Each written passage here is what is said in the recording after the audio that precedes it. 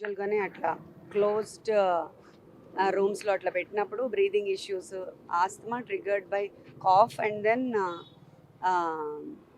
ఇది కూడా వస్తుంది కన్వల్షన్స్, అంటే ఫిట్స్లా వస్తుంది ఫ్యూ సెకండ్స్. ఆ టైంలో హెల్ప్ కావాలి ఆయనకి. సో ఇప్పుడు ఆ 6/4 బ్యారక్లో పెట్టేసి ఆయన బయటికి రాకుండా పనిష్మెంట్ సెల్ లాగా పెట్టేస్తున్నారు. ఆయన హైట్ తెలుసు కదా మనకి, 6/4లో ఎలా ఉంటారు అంత హైట్ ఉండే మనిషి? 22 అవర్స్ లోపలే పెడుతున్నారు.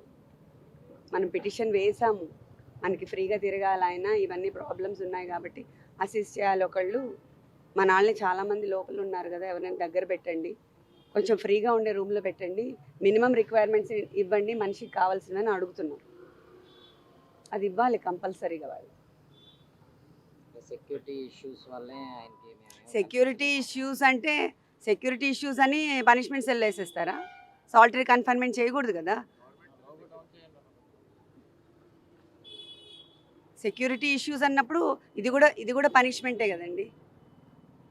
సాలిటరీ కన్ఫైన్మెంట్ అంటే పనిష్మెంటే.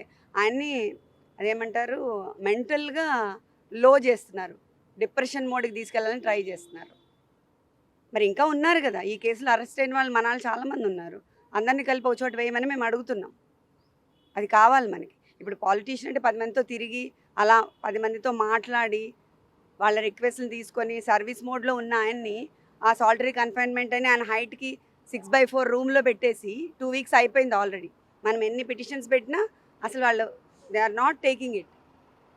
ఇది ఎంతవరకు? ఇప్పుడు పోనీ ఏదైనా నిజమైన కేసు ఉండి ఇలా చేస్తారంటే ఓకే, పనిష్మెంట్ అనుకోవచ్చు.